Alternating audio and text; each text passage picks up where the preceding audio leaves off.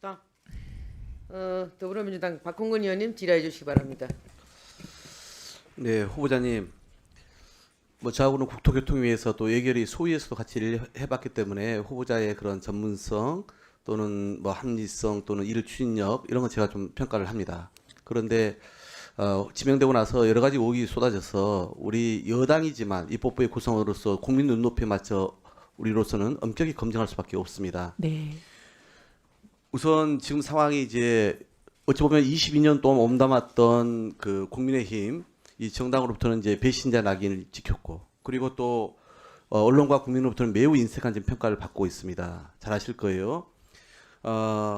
왜 대통령께서 후보자를 지명했다고 생각하십니까?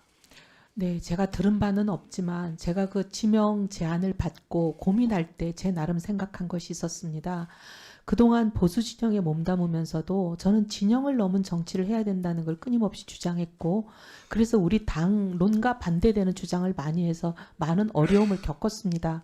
그런데 통합과 이런 것은 실행되지 않는 것을 20년간 지켜보면서 답답함이 있었는데, 이번에 대통령이 이 제안을 하시는 거는 아까도 좀 말씀을 드렸지만 세불리기가 전혀 필요하지 않은 거대 여당이 이런 통합의 움직임을 보인다는 것은 이건 저는 진정성이라고 믿습니다. 그리고 네, 저 한 사람이라도 이 장벽을 뚫고 나가서 네, 돌을 맞는 알겠습니다. 한이 있더라도 그건 아까 장벽을 이제 뚫어야 하신 된다고 말씀이니까요. 봅니다. 예, 네. 아까 말씀을 주셨고,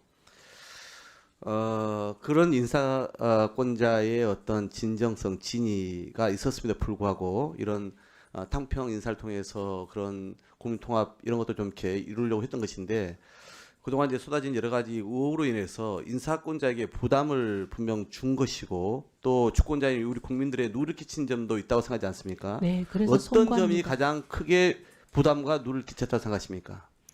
통합 인사가 어쨌든 여러 가지 의혹 제기가 되고 하는 것 때문에 국민 여론이 통합은 바래고 개인적인 의혹에 관심이 집중되는 것 자체도 저는 대통령과 이 국민 주권 정부에 제가 폐를 끼치고 있다고 생각합니다. 그래서 이 의혹을 어쨌든 청문회를 통해서 그래도 조금이라도 제가 더 충분히 소상히 설명을 드려서 그 폐를 조금 덜고 싶은 마음입니다. 그럼 몇 가지 좀 여쭤보겠습니다. 네. 우선 대통령 또는 이 정부하고 철학이 맞지 않으면 일을 같이 할 수 없는 것이죠. 네. 본인은 그동안의 정책 행보라든가 또는 여러 가지 정책 노선을 봤을 때는 저는 일치한다고 보지 않았거든요. 그래서 지명 자체가 저로서는 되게 의외였습니다. 우선 아까 지적이 있었습니다마는 내란 계엄 관련해서 지명 그 후에 제대로 실체 파악하지 못했다 이렇게 이제 지금 얘기를 하고 계시고 사과를 하셨는데, 이게 단순히 한두 번 얘기한 문제가 아니라 지난해 내란 계엄부터 시작해서 거의 1년 동안 많은 이야기를 쏟아냅니다. 저는 그러니까 장관이 되기 위해서 소위 임시 방편으로 또는 이 위기 모면용으로 지금 그렇게 사과를 하고 있지 않냐라는 생각을 할 수밖에 없어요. 윤석열 대통령 체포는 불법이다. 윤석열 대통령의 조치는 법과 절차에 따른 정당한 조치였다. 이재명 당대표가 민주당이 여러 번 국무위원 탄핵을 추진했는데 이게 내란 세력 아니냐. 그래서 탄핵 소추는 원천적으로 무효다. 그러면서 해당 지역구의 구원들까지 동원해서 삭발도 하고 후보 지명 때까지 보니까 그 지역구에 대한민국이 무너지고 있다라고 하는 현수막까지 개첩을 해 있더라고요. 이 정도면 거의 확신을 갖고 있는 수준이라고 저는 보는 것인데, 지명되자마자 입장이 바뀐 거거든요. 물론 사람은 과거를 반성하고 입장이 바뀔 수는 있습니다. 그러나 내란 계엄이 이게 잘못됐다는 것은 아주 상식이란 말이에요. 삼척 동자도 다 아는 사실이었는데 그렇게 계속 1년 넘게 고수하고 있다가 이제 이렇게 말을 바꾸는 것에 대해서 얼마나 이게 진정성이 있겠냐라고 우리 국민들은 대묻고 있는 거거든요. 그래서 결국은 아주 기본적인 판단 능력에 문제가 있는 거 아니냐. 매우 이 장관직이라고 하는 것은 고도의 정무적 판단을 해야 되는데 기본적 판단 능력도 문제가 있는 거 아니냐라고 묻고 있는 것입니다. 여기에 대한 입장은 뭡니까? 네, 일단 현수막부터 말씀드리면 저런 아니, 건 뭐 의원 세세하게는 잘 아시지만 저건 네. 당에서 내려와서 다는 거고 제가 하는 건 아니라는 건 알고 그래도 계실 거고. 지역위원장의 동의를 다 구하죠. 네. 그 뭐 당에서 내리면 다 사무국장이 알아서 다는 거고요. 그다음에 이제 그 말씀하신 근데 제가 물론 그런 발언을 한 적이 있습니다. 왜냐하면 당에서 거의 매주 매일 집회를 열어대니까요. 안 나갈 수 없었습니다. 그런데 탄핵 판결 선고가 나고 나서는 저는 입을 닫았습니다. 그 부분은 제가 지명받고 입장을 바꾼 것이 아니라는 점을 말씀드리는 걸로 네. 제가 가름하겠습니다. 지속적으로 이 대한민국 헌법사에 남을 그 중대 사건이기 때문에 자기의 네. 확고한 입장들을 견지해야 그나마 네. 좀 이해가 될 것이다 싶어서 드린 말씀이었고요. 실은 탄핵 2004년도에 한나라당 시절이죠. 그때 기억나십니까? 환생경제 아, 네. 지원급으로 연극했던 거. 네, 네. 그때 현직 노무현 대통령을 겨냥해서 정말 노골적인 욕설, 비하, 조롱 이런 이제 표현들을 막 쓰셨잖아요. 아무리 풍자극이라 할지라도 되게 그걸로 인해서 논란이 많이 일어났죠. 나경원 의원 등 포함해서. 그래서 여기에서는 지금이라도 노무현 전 대통령 유가족에게 사과해야 되는 거 아닙니까? 실은 저 환생경제에 대해서 출연한 거 맞습니다. 그런데 제 대사는 딱 한 줄을 계속 무한 반복하는 거였습니다. 경제를 살려주세요. 제 아들이 이름이 경제였기 때문에 그 역에서, 그리고 저는 욕설이든 비방이든 어떠한 말도 한 적은 없지만 어쨌든 저 연극으로 인해서 무리를 빚은 것에 대해서 그 2017년인 걸로 기억하는데 그 양산에 계시는 권양숙 역사님 직접 찾아뵙고 묘역에 참배하고 제가 사과 말씀을 올렸었습니다. 네. 그리고 이제 오늘 앞서 얘기한 것처럼 이제 이 당시 인턴 보좌진 몇 살인지 기억은 나십니까? 기억은 안 나고요. 아마 어렸을 걸로 생각합니다. 당시는 그러면 해당 발언에 문제식을 느끼지 못했습니까? 아닙니다. 그러고 나서 바로 사과했습니다. 사과를 했어요? 네. 근데 사과를 했는데 그때도 그 직원이 받아들이지 않은 겁니까? 그런 것 같습니다. 저는 사과를 했다고 생각했고 제 사과가 좀 전달이 되지 않았을까 했는데 그게 잘 안 된 것 같습니다. 근데 지금도 끊임없이 그 상처받은 직원이 사과를 받아들일 때까지 끊임없이 사과 노력을 하고 있습니다. 왜 사과를 안 받아들였다고 생각하십니까? 그러면 그때는 안 받아들인 줄은 지금도- 몰랐고요. 이번에는 연락을 직접 하면 또 제2의 가해가 될까봐 제가 직접 연락은 못하고 그때 같이 있었던 직원 통해서 연락했더니 그 지금 1분만 더 주세요. 저한테 사과하실 일은 아닌 것 같습니다라는 문자가 왔다고 해서 일단 마음이 열리기를 더 기다리면서 그러고 있습니다. 이 기획예산처라고 하는 게 이제 각 부처 업무 조정하면서 극한적인 업무 집중도 또는 스트레스가 있잖아요. 근데 이런 이제 그때 본인은 당대표 시절에 그렇게 뭐 취임 직후에 업무 압박이 심해서 예민한 상태에서 발언했다 이렇게 해명을 한 게 있던데 아마 그 제 협명은 아니고 누가 옆에서 그렇게 얘기한 것 같습니다. 본인이 그걸 확인을 했어야죠 그러면. 아, 근데 그런 기사가 났었는지 몰랐습니다. 네. 그래서 자칫 공무원들에 대해서 그렇게 이 고압적인 네. 태도, 갑질이 나타나지 않을까 염려돼서 드린 말씀입니다. 아, 그런 일 절대 없습니다. 끝으로 한 가지만 마지막 여쭤볼게요. 네.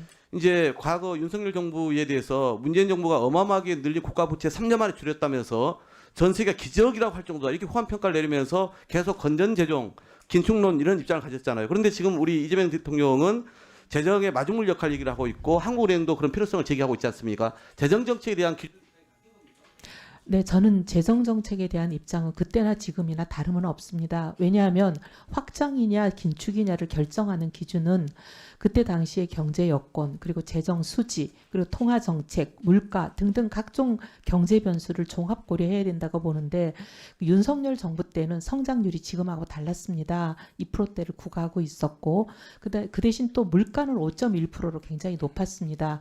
그런 상황에서는 저는 긴축이 적절했다고 생각을 했는데 지금 현재 상황은 4분기 연속으로 0% 성장을 하고 있는 이런 상황에서는 적극적 재정이 무엇보다 필요하고 또 반면 물가는 지금 한 2%대로 굉장히 안정되어 있습니다. 그래서 경제 상황이 그때랑 지금이랑 다르다. 저의 원칙이 달라진 것이 아니라 경제 상황이 달라졌다. 그렇게 말씀드리고 싶습니다. 네, 수고하셨습니다. 박홍근 의원님. 1분 더 드렸어요. 의사진행 발언 시에 정일영 의원님께서 요청하신 그 자료 관련돼서 지금 한국부동산원에 저희가 바로 그 질의를 드렸고 답변 자료가 왔습니다. 청약 동점자 처리 방법에 대해서는 아까 74점 동점자가 둘이었다고 했지 않습니까? 그래서 청약 취소 시 동점자 또는 차점자가 승계 공급받는 것이 아니라 취소 후에 재공급 절차에 들어간다고 합니다. 이것은 불법 행위에 대한 재공급이라고 답변서가 왔고요. 두 번째, 그 청약시 입력 데이터라도 남아 있으면 제출해 달라고 했지 않습니까? 근데 그와 관련돼서는 후보자 측에서 청약 신청서 입력 내용 제출을 부동산원에 요청한 사실은 없고 그와 관련돼서 지금 그 청약시 입력 데이터가 남아 있다라고 합니다. 그래서 후보자가 동의한다면 이 그 제출 이 자료는 그 제출 가능하다고 합니다. 네, 동의합니다. 자, 그럼 동의한다고 네, 했으니까 네. 이 자료 제출 받으시기 바랍니다. 자, 다음은 조국혁신당 차규현 의원님 질의해 주시기 바랍니다. 네, 후보자님. 예, 국회는 사법부가 아닙니다. 네. 현행법을 위반했느냐 아니냐 하는 문제는 법원에 가서 다투시면 됩니다. 국회 수사권이 있는 것도 아니고요. 국회 인사청문회는 국정의 주요한 책무를 맡으려고 하는 분이 국민 눈높이로 봤을 때 적절한지 보는 것 아니겠습니까? 차규현 의원님 마이크 좀 더 땡겨 아, 주세요. 예. 법 위반이 아니니까 문제될 것이 없다는 식으로 임해서는 안 된다. 이 점을 먼저 말씀을 드리고요. 그럼 과연 국민 눈높이 봤을 때 장관 후보자로서 적절한지 한번 질문 드려보겠습니다. 원펜타스 질문 전에 대법 회사채 투자, 후보자, 배우자와 자녀들 대법 회사채 투자에 대해 질문 드리겠습니다. 후보자가 20대 미래통합당 의원으로 국회에 들어오면서 신고, 2016년 5월 말인데요. 신고한 재산 내역에서 배우자와 자녀들의 대부업 회사채 투자 내역이 확인됩니다. 국회에 제출한 서면 답변을 보니 J2BC는 핀테크 회사에 투자했다가 실패한 케이스라고 설명하시는데 맞습니까?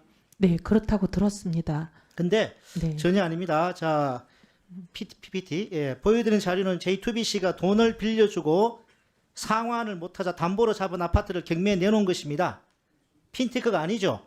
이게 무슨 핀테크 이야기라고 하시는 겁니까? 채무자에게 1억 2천여만을 빌려주고 갚지 못하니까 감정가 2억 원짜리 아파트를 경매에 넘겨버린 건 아니겠습니까? 생활이 어려워서 대부업 찾아온 서민들에게 돈을 빌려주고 여차하면 담보물건 뺏어다가 경매에 넘겨버린 업체를 두고 후보자께서 핀테크 운운하시는 건 국민을 기만하는 거 아닙니까? 아닙니다. 저희가 그때 사실 이건 저는 이 투자에 대해서는 알지 못했지만 이 청문회를 과정을 통해서 소상히 알아봤습니다. 그랬더니 그런 답변을 들었습니다. 그 사실 그쪽에서. 몰랐다는 겁니까? 왜냐하면 제가 그때만 해도 우리 탄핵되고 박근혜 대통령이 탄핵되고 저희가 창당하고 하던 시절이라 그 회사가 제가 또 그 배우자와 당대표라- 좀 관련성이 있는 뭐 배우자와 친분이 있는 그 대표인 걸로 알고 있는데 아니요, 전혀 배우자- 모르셨어요? 아니요, 배우자와 친분이 있는 것이 아니고 우리 장남 차남의 삼촌이 지인한테 소개받은 회사라고 들었습니다. 근데 저는 그때 좋습니다. 당대표라 그 당시 저 서면 답변 보니까 회사채 수익률이 9%였다고 합니다. 네. 말하자면 대부업체가 후보자 배우자와 자녀들로부터 9%의 금리로 자금 조달해서 운영한 것인데요. 그런데 9%로 금리 자금을 조달한 대부업체가 서민들에게 얼마의 금리로 대출해 줬을까요? 한번 볼까요? 본회는 2016년도 당시 금융위원회에서 조사한 대부업 실태조사 결과 받아봤는데 당시 대부업체 평균 차익금리 연 6.3%였습니다. 후보자 가족들이 투자한 회사채가 훨씬 높죠. 근데 이때 대부업체 평균 대출금리 얼마인지 아십니까? 무려 25.2%입니다. 후보자가 투자한 대부업체는 조달금리가 평균보다 높으니까 아마 대출금리가 이보다 25.2%보다 높았을 것입니다. 당시 대부업법에 따른 최고금리가 27.9%였습니다. 그의 최고금리에 준하는 고금리로 서민들에게 대출을 해줬을 겁니다.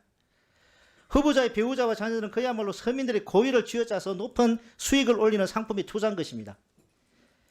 근데 이와 관련해서 서면 답변을 보니까 2017년 1월부터 이자와 원금이 소실되었다 답변했지만 그게 중요한 게 아니죠. 후보자께서 초선 의원 당시 국감에서 시장에서 초고금리에 해당하는 사채 수요가 있다고 인정할 것 같으면 마약도 총기도 밀매도 더 허용해야 한다는 논리밖에 없다고 논리밖에 안 된다고 말씀하신 적 있죠.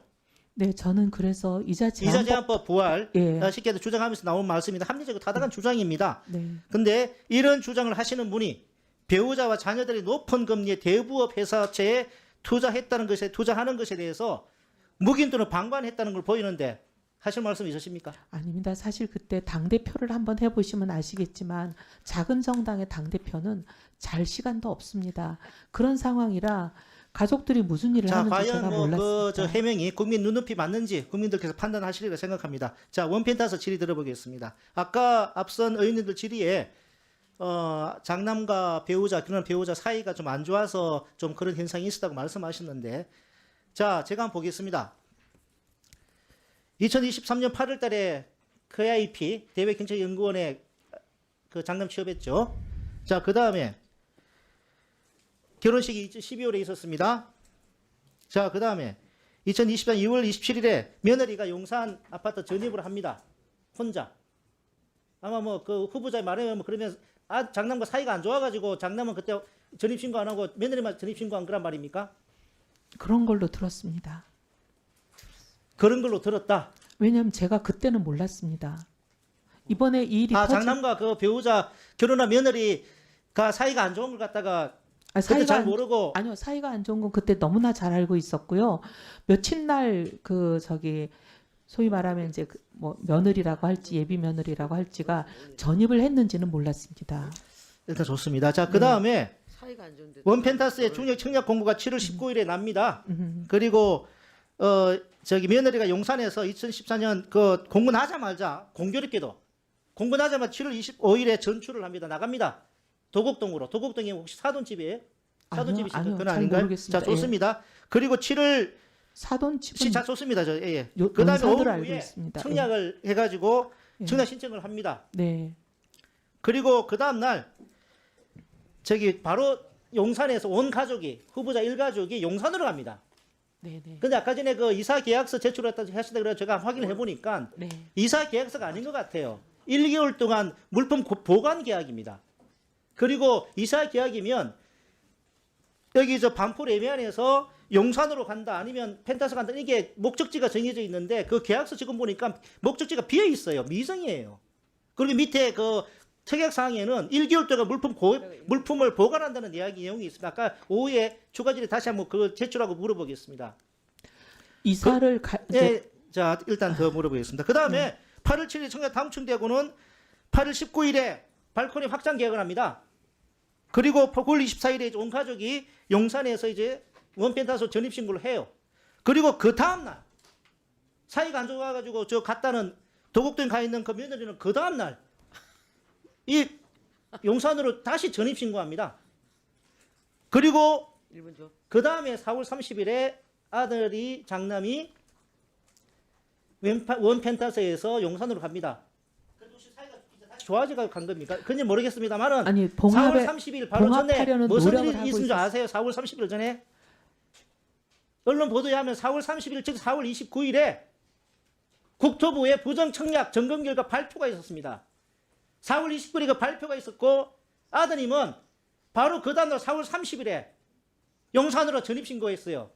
의원님, 이게 저는 상식적으로 납득이 가는 이 모습입니까 이게? 아니 그러니까 저도 납득이 안 되는데 의원님 주장이 의원님 저희는 부정 청약을 했다는 생각이 1도 없습니다. 그렇기 때문에 부정 청약 관련해서 점검이 있는지 뭐가 있는지 저희는 아예 신경 그럼 쓰지 이거는 않았습니다. 그냥 뭐 진짜 정말 우연의 일치라는 겁니까? 우연한 일이라는 겁니까? 알지 공교롭게 아들이 용산으로 전입 나간 게 원패들이 나간 게 국토부의 부정 청약 조사 결과 언론에 발표된 그 바로 그 다음 날이에요.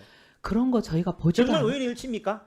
아니 저희는 정말 몰랐습니다. 아니 그리고 저희가 뭔가 부정 청약을 했다는 일말의 생각이 있었어야 저런 걸 챙겨보지 않겠습니까? 정말 환상의 콤비 같습니다. 군사 작전 방불케 하는 정말 국민 여러분께서 후보자의 말씀 그 해명을 과연 믿을 만한 분이 몇 분을 있는지 의문이 아닐 수 없습니다. 네, 수고하셨습니다. 다음은 국민의힘 박수민 의원님 질의해 주시기 바랍니다.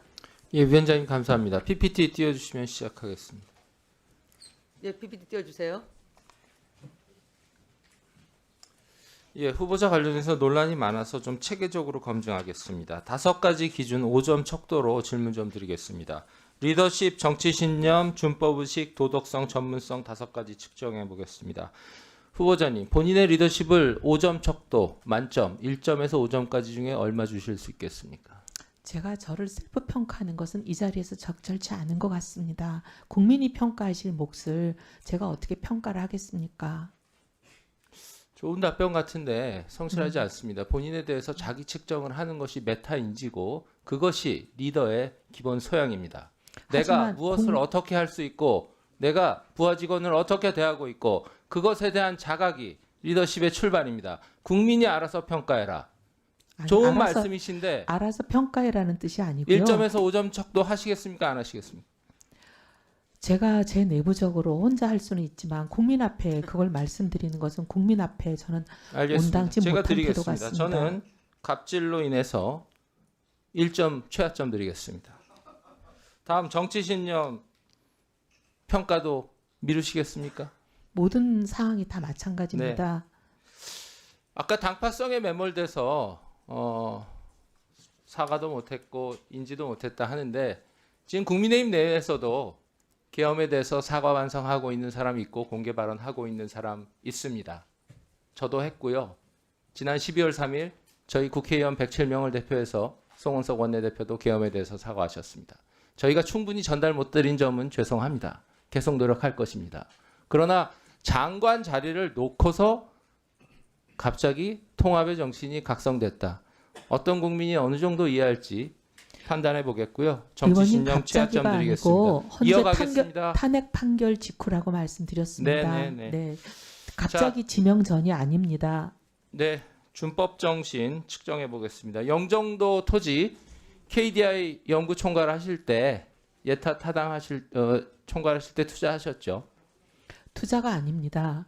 그 상세하게 좀 설명을 드릴 시간을 아니요, 그거보다 세금 문제가 중요하니까. 그러면 재산 신고하실 때 보니까 매각가액 30억 4천만 원, 매입 12억 6천만 원, 양도 차익 17억 8천만 원, 장기 보유 특별공제 마이너스 2억 6천 정도 해서 양도세 한 4억 8천 정도 낸 것으로 재산 신고하셨습니다. 맞습니까?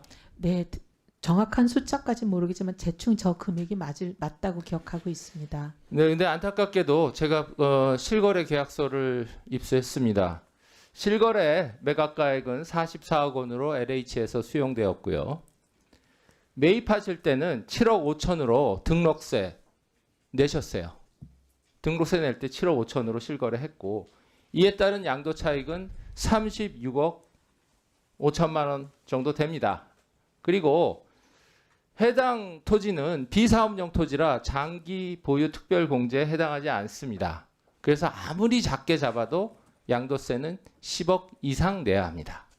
어떻게 답변하시겠습니까? 의원님, 저 말씀하신 저거 저희도 놀라서 저희가 혹시 실수했나 하고 이제 저 거래자는 남편인데 남편이 밤잠을 못 자면서 저걸 다 알아봤습니다. 알아봤는데 지금 말씀하시는 건 실거래가 가사 기준을 적용했을 때 저렇게 되는 것이고요.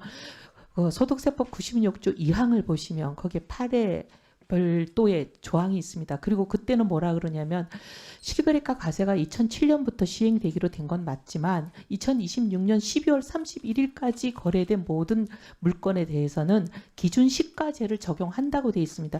기준 시가제를 적용해서 계산하면 4.8억이 맞는 것으로 저희들이. 예, 그러면 기준 시가로 신고하셨는지 실거래 기준으로 신고하셨는지 그 신고 양식 보여주십시오. 네, 제출하겠습니다. 아니요, 여기 제가 가지고 있어요. 띄워주세요. PPT에. 보면 이게 양도소득세 계산 명세서 해서 신고 양식인데 붉은 점선 내는 실거래로 신고할 때 기입하는 겁니다. 그리고 지금 적용하셨다고 하는 기준시가 혹은 환산 취득가액으로 계산했다고 할 때는 파란 선 부분에 기입해서 신고하셔야 됩니다. 이거 어떻게 답변하시겠습니까? 본인이 매각하실 때 빨간색 선 안에서 기입해서 신고하셨어요. 즉 실거래로 신고하신 거예요. 네, 의원님, 물론 제가 제 소유의 재산도 아니고 모든 거래는 남편이 해서 제가 당시 상황을 정확하게 기억은 못하지만 이번에 의원님이 문제 제기하시고 나서 저희들도 혹시 잘못한 것이 있을까봐 다각도로 다 알아봤습니다. 실거래로 근데 신고하셨는데 기준시가로- 기준시가라고 답변하신 얘기는 뭡니까? 기준 시가로 신고한 건데 의원님 얘기하신 저 부분은 저희가 실수가 있었는지는 챙겨보겠지만 어쨌든 기본 원칙은 그때는 기준 시가 적용으로 한다라고 법이 되어 있습니다. 후보자님, 제가 경고 하나 드리겠습니다. 과거의 행적보다 현재의 거짓말이 더 중할 수 있습니다. 네. 알고 탈세한 있습니다. 거는 탈세했다고 얘기를 하시면 돼요. 아닙니다. 그렇지 않습니다. 지금 실거래가로 신고하는 양식에 스스로 실거래로 적어 넣으셨어요. 기준 시가로 기준 가격으로 신고하는 란에 적지 않았어요. 근데 네, 의원님 그런데 지금 저거에 대해서 지금 이렇게 얼버무리시면 되겠어요? 아니요. 의원님 보시면 아시겠지만 가격을 보십시오. 가격이 저게 실거래가인지 기준시가인지는 명확하지 않습니까? 아니 그러면 기준 시가 그 부분에 해서 신고를 하셨어야지. 왜 그리고 장기 보유 특별공제 마이너스 2억 6천은 왜 하신 거예요? 그게 비업무용 토지인데? 아니요. 비업무용 토지일 뿐만 아니라 장기 보유가 3년까지는 그 공제가 기간은 적용되는 걸로 되는데 저희가 비업무용은 들었습니다. 해당이 안 되는데 왜 비업무용을 또 집어넣어서 2억 6천 절세, 탈세를 하셨냐고 묻는 겁니다. 제 질문에 그걸 답해 주세요. 의원님, 기간의 문제가 아니고. 의원님 만약에 저희가 저걸 잘못했다면 국세청이 가만히 있을 곳이 아닙니다. 국세청에 자, 국세청은 기간이 네. 지났고요. 저는 아니, 후보자의 당시도. 양심과 네. 후보자의 진실성을 여쭙는 거예요. 저 때 왜 저렇게 했는지 소명을 하셔야 되는 거지. 지금 제가 다시 말씀드리겠습니다. 과거의 탈세보다 현재의 거짓말이 중할 수 있습니다. 의원님, 저거는 기준시가 적용을 한 것으로 그렇게 들었고 그다음에 그렇게 다 파악을 했고 확인을 했습니다. 네, 오후에 질문하겠습니다. 네.